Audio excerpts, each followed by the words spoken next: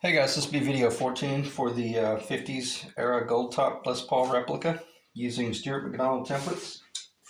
And I'll be spending a lot of time talking about the templates in this video. And I'm at my carving station, which is also my miter saw station, which is also my routing station, which is also just my general clamping station and sanding and all that jazz. I say that to say this: if you're going to build guitars, I think it's wise to have some sort of little isolated table. Don't get it too big, because if you get it too big, you'll end up cluttering it with tools.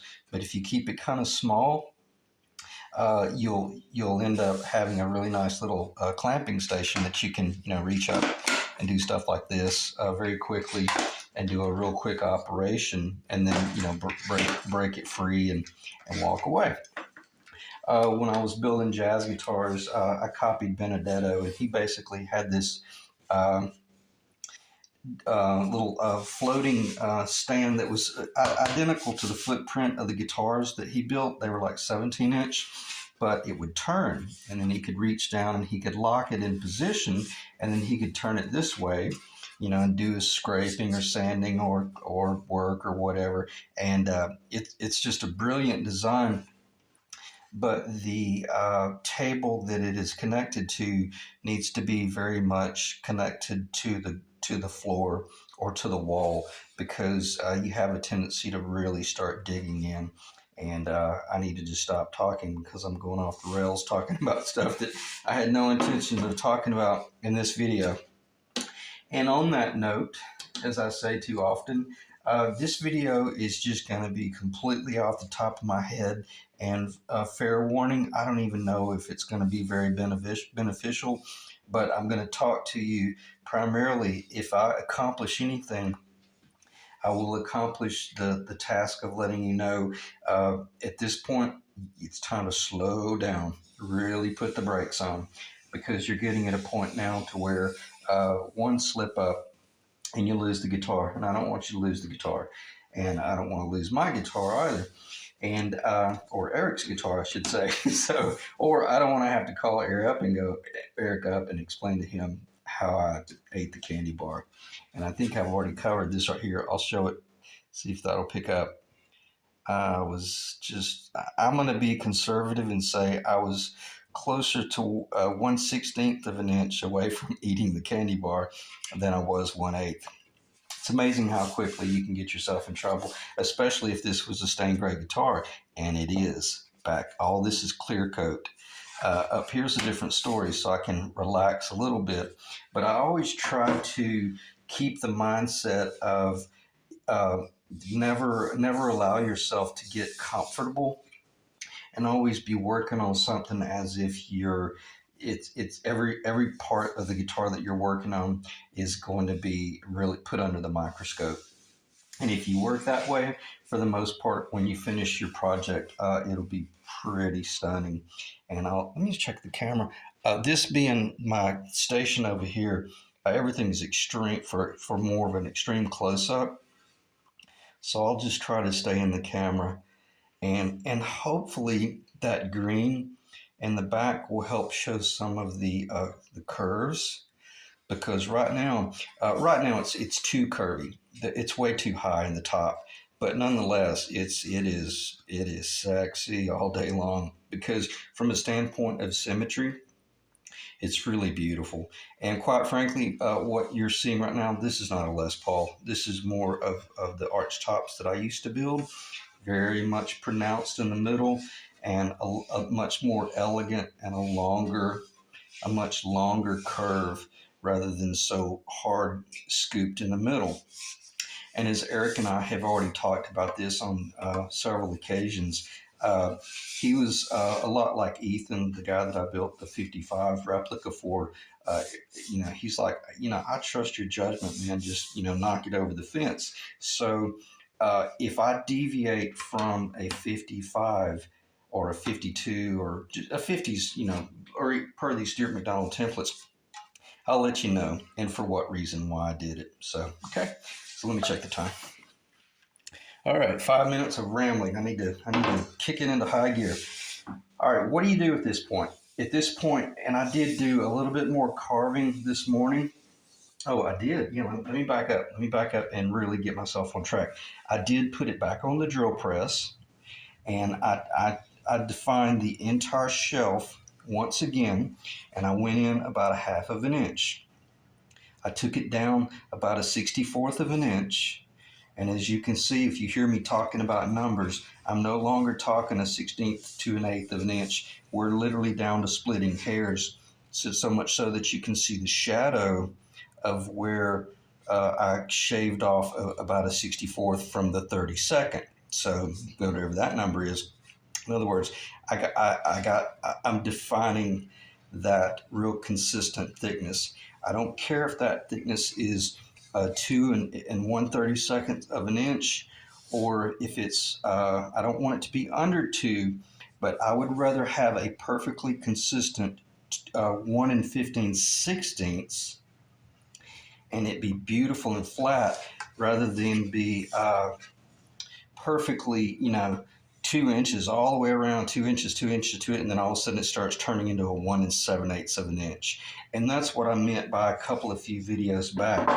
If you miss this dimension right here from the bottom of the body to that point right there, whatever that ends up when you do your 4-degree pitch, if it's 1 and 15/16 or if it's 2 1/32 of an inch, or if it ends up you really eat the candy bar and you end up barely kissing 1 and 7/8 of an inch, then maybe step this out here up to 1 and 15/16, but don't try to go from 1 and 7/8 or under 1 and 7/8 of an inch up to 2 1/32 inch. Somewhere in the game, you're gonna create an incredibly visual eyesore that's going to show that you screwed up. It would have been better to, that's what I meant by it'd be better to just suck it up and just plane this shelf off closer to 1 and 15/16, and then maybe let it get over to like 1 and 7/8 of an inch over here.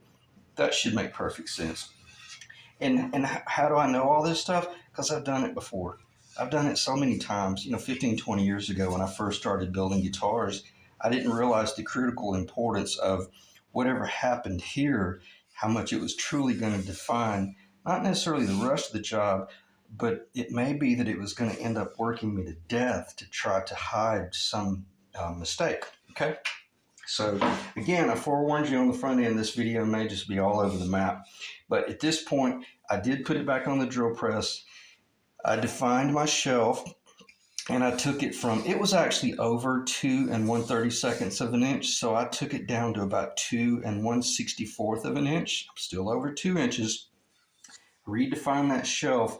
And I did not use the little grinder here. And I'll just show you very quickly.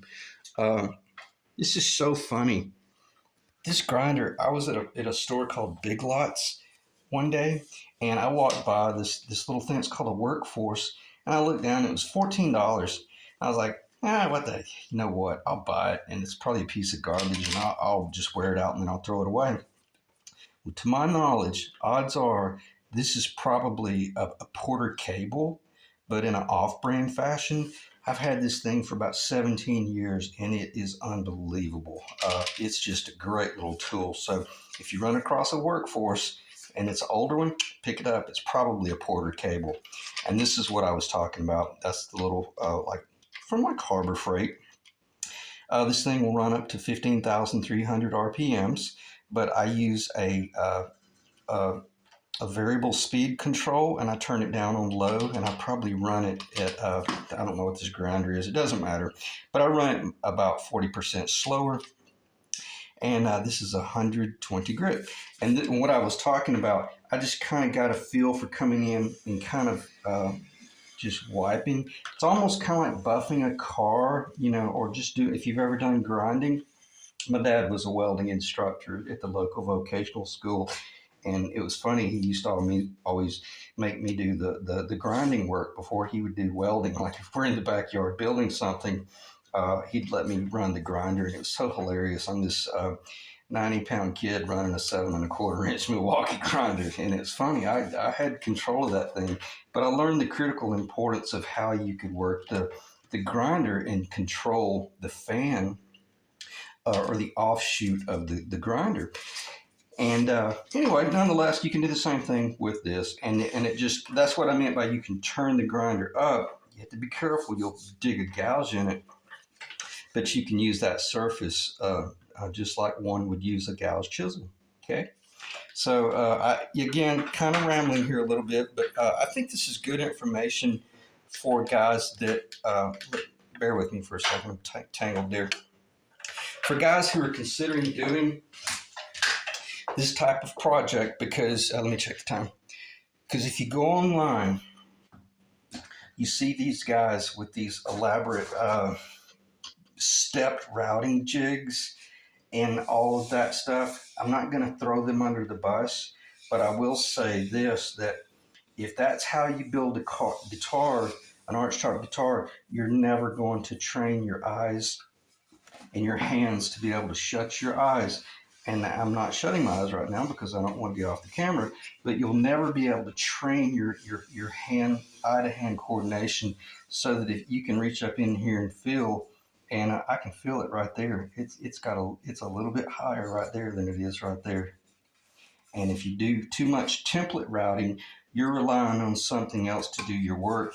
And that's why it's funny when you look at these guys that are manufacturing guitars today on a professional level, they're having to rely on CNC machines just because they've got to fulfill orders.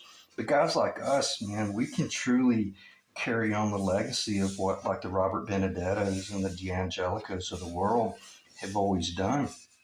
And I'm not saying there's only a handful of us out there. There are a ton of guys out there that are building guitars by hand, and they're a hell of a lot better than I am because I've seen their work, and it's pretty cool, and it's humbling, but it's also very exciting to see that people are still doing it.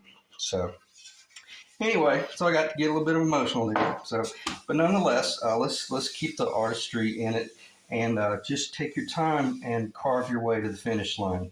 Practice your way to the finish line. And is this one finished? Nope, it's way too high in the middle. It's way too curvy. But is it sexy? Does it look good? Man, yeah. And there's a part of me that I'll talk to Eric about it and see what he wants to do. But I don't think it would be wise for us to go complete 1950s Les Paul, because I'll see if that'll stand up. I'm not going to move the camera, but right now I'm about a 16th of an inch. It's beautiful. It's connecting perfectly up here, but it's floating about a 16th of an inch high.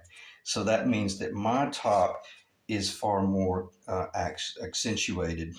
Okay, and then what's cool is right here at this point, I'm a little bit closer than to the true Les Paul. So what I'm going to do is I wish I could get that to stand up.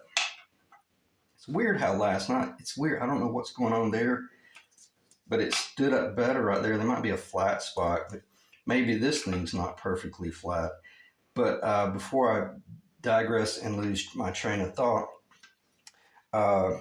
what's really cool is when you get to this point, start going from, in other words, skip C and start looking at the guitar at the B location, the location we are at this point in the carve. We flipped the lights off last night and took the night off and did something different from guitars, and then came back with a fresh eye the next day, and we start looking at what's the difference between B and D. Okay, and in other words, let's start looking at the bigger picture. And then I'm looking at B, and I realize I have the liberty, if I so choose, to take the B area much lower. But once I do, my guitar's gone. The Deja Blue, or my original company name was MOA, Custom Jazz Guitars. If I do carve it down, then I lost my guitar. And is that a bad thing, or is it a good thing? No, it's, as I say, it's just a thing. Is it Eric's call? Yeah, more so than mine. But if I communicate to my client, hey, we got the opportunity, and I've got the ability to build a beautiful guitar. What do you say we just leave it a little bit more sexy? You know, unless he leave a few more curves. And if you start looking at what's going on from B to D, you'll see just how little it might take to get to the authentic Les Paul, 50s Les Paul, or you might see that you have the ability to build something beautiful, and it's an art shop. Okay, so at this point, let me do this. Let me pause, and I'm going to kind of get the table organized because I want to transition into using the template and then using these items to make your decisions. Okay, let's dive right back in. All right, the templates. Why I use the templates? Because I paid a lot of money for them, and it's if you have something that was engineered, then use it, trust it. So here's how I would go about finishing the carving. I put my flag up there, my little pin in the very original location that we've used to even glue the top onto the lower. I look at this, there's a score on the back of this template. I put it on the center line, and I come in here and I define uh, the rough area. I'm sorry, I'm sure my hand was probably in the way. I define the pickup location, I define the bridge location, and obviously because of the holes I have that.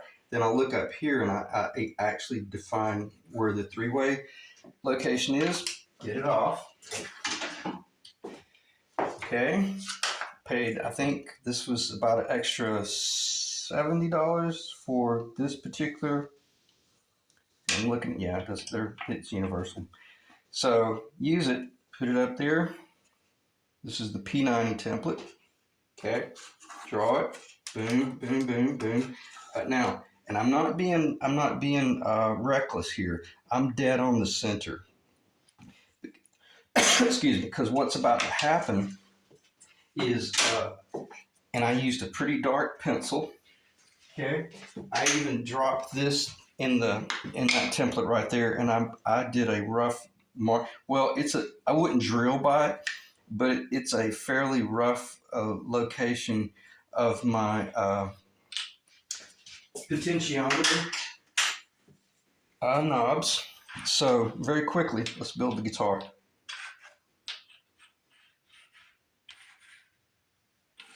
And I don't know what you can see in the camera, but I see a top that is way too curvy. It's way too curvy. But when I'm talking about being way too curvy, I'm talking the 16th of an inch. Again, as I mentioned in the early part of this video, when I'm talking about it's way too far off, I'm not talking a 16th of an inch to an eighth of an inch anymore, or over an eighth of an inch. I'm talking some fairly low numbers. Splitting hairs. And what am I doing here? I want to step back and see the guitar, and I'll try to get my arm out of the way in a minute. But at this point, and if you're doing something weird or something different, just make certain that you make note of where that weird thing is going. If there's just, and I'm going to get that off the table because I don't want that to be, I don't want your eye to pick up on anything that's not authentic. Okay?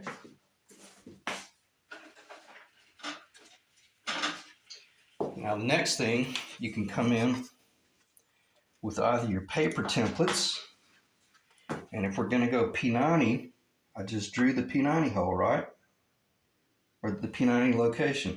I'm on cruise control. I'm not even having to think anymore. And Steve, I got your a comment in the last video. I don't think I'll have time to talk about depths in this video, but I just want to let you know that that's in the back of my mind.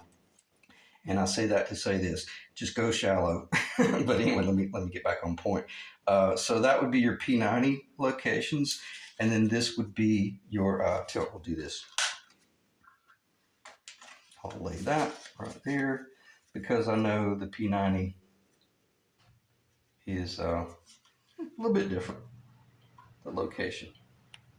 Okay, Now I can come in with this pencil and I can really do some very defined uh, um, uh, like points of reference to where the bottom of a pickup ring might lay. Because for the most part, we know that Les Paul is a very curvy top, but let's just talk about flat planes for right now, and we'll do our curving later on.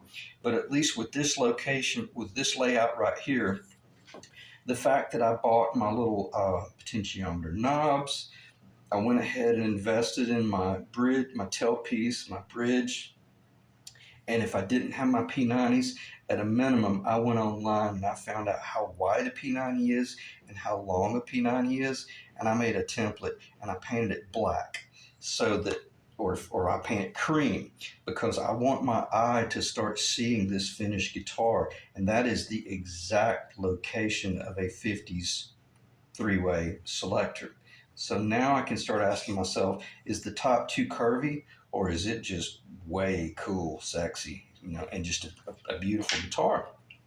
And for the most part, I don't know. I don't have the answer to that. I'm going to try to not, allow the thing to just fall, everything to just slide off the guitar and go catastrophic. But a lot of times I do these videos for my own reference, so I can see and I'll look at this video 2 or 3 times and I'll make a judgment based on what I see in a video, one of my own videos. See how far I can lean that back. Those potentiometer knobs don't really look as bad as I thought they were going to look. This one's a little bit. This one's a little bit crazy right there, so that lets me know I could soften up just the top, and I'm probably okay in the outer perimeter of the guitar. Okay, so what does this cost us?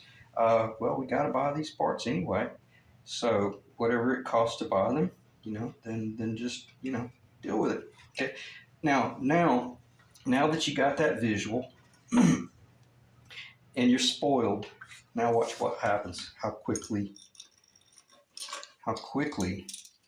and I mean rocket fast,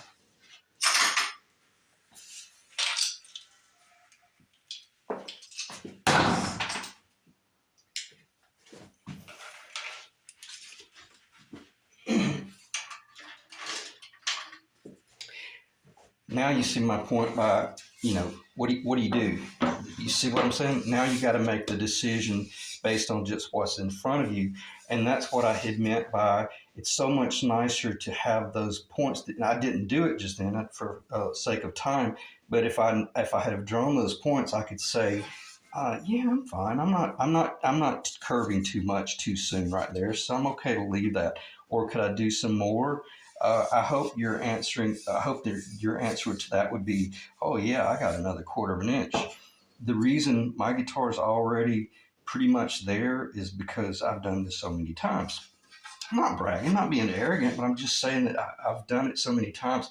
I know the threshold by which you can carve in fairly deep. Okay, so let me check the time again, and I'm going to pause again because I'm not even sure what I'm going to finish the video, how I'm going to finish the video. Okay, I'll dive back in. The body is secure. Got a little clamp back there. I got a quick grip right there. Quick grip right here. Body won't move, but I have full access. And in the event my camera cuts me off, what I'm going to do, I'm going to do a little bit of final scraping. I want you to just kind of watch how I just really stay connected to the guitar. I'll be using my Clifton scrapers from the UK. These are made in England, Sheffield. These are phenomenal. So invest in a nice set of Clifton. This is my original set of Cliftons I bought about 18 years ago. They're pretty much worn out, but these are new, and it's so cool. I ended up winning these off of eBay, and I got them for like $13, and they're brand new, or they're old stock. So at this point, and then the tools of a master level luthier: pencil eraser, sandpaper, 120. I like using 120. in case the camera cuts me off. Hopefully I'll see a 120 here in a second. But you can use that in little corners like that. And then just, nice, stiff, hard block of wood in case the camera has cut me off. It's 120, 3M. This is aluminum oxide. Okay, so I got a real good feel, and then I can use different points on this to make a very sharp cut, or I can roll in and do a flatter cut. So it is what it is. Be careful doing things like this because that edge will scratch the body. So for the most part, I already really kind of know what it is I want to do, and it's not much. But is that in the camera? And I'm going to try to keep my hand, I'm going to try to stay out of the way. And again, I'll be surprised if it's even recording my audio. So if not, appreciate you guys checking in, and let's build a guitar.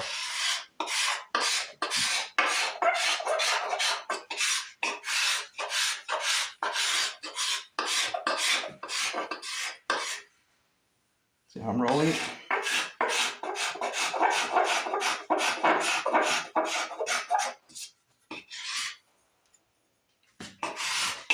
Flattening out.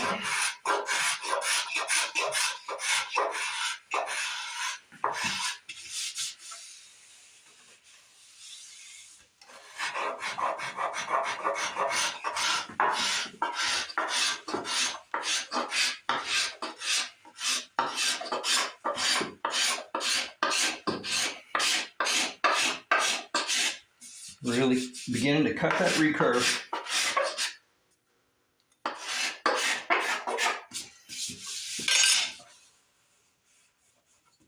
Since it's fat over here, I'll try to stay out of the way of the camera.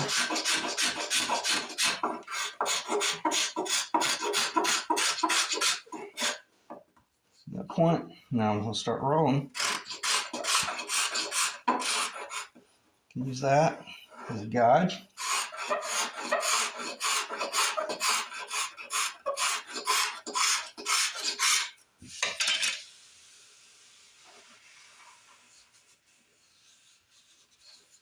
Fat right there.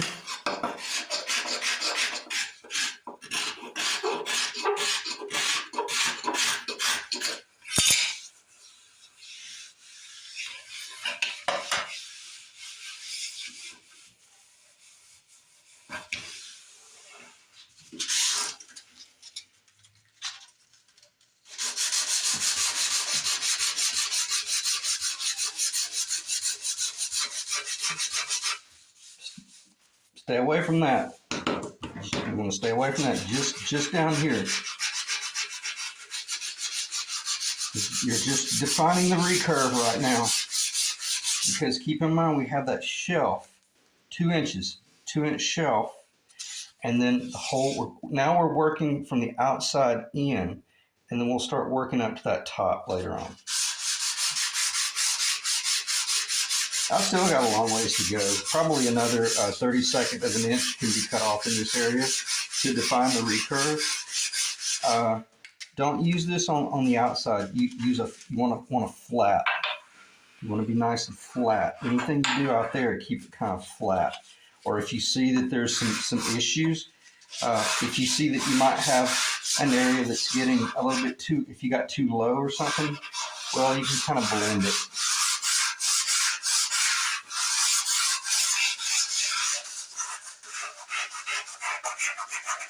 And basically at this point, I'd say you're probably going to spend about 2 hours doing this. And by then, you're probably going to have a finished guitar.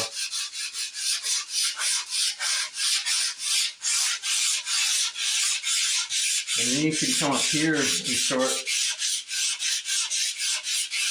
I can either push it out, or I can push it in. And for the most part, usually what I struggle with is the Les Paul belly is too far out. I like the belly to be a little bit pushed in and more graceful, as I've already mentioned. So I'm kind of doing things like this to get a feel And see, I've got a real sharp turn right there that I want to start softening up a little bit. And you know, I mean, it's a pencil eraser. It's hilarious. You know, 99 cents for what, 10? Anyway, I got ahead of myself here doing that. For the most part, I just want to define the recurve, and you can come in here and you can kind of push on that side. You can use that corner to really cut. It works really well.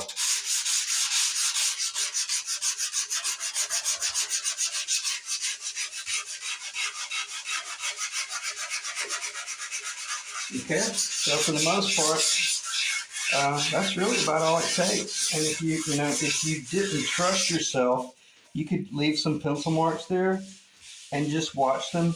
But at this point, you've probably done such a good job of creating that shelf that if anything, you're probably scared of it.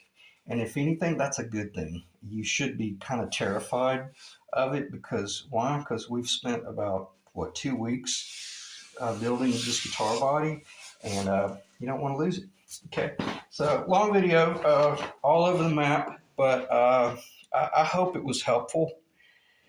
And I can't think of anything else to cover other than I'm about to cut the binding, the binding channel. And then I may do the binding on camera, but for the most part, probably we'll just talk about it because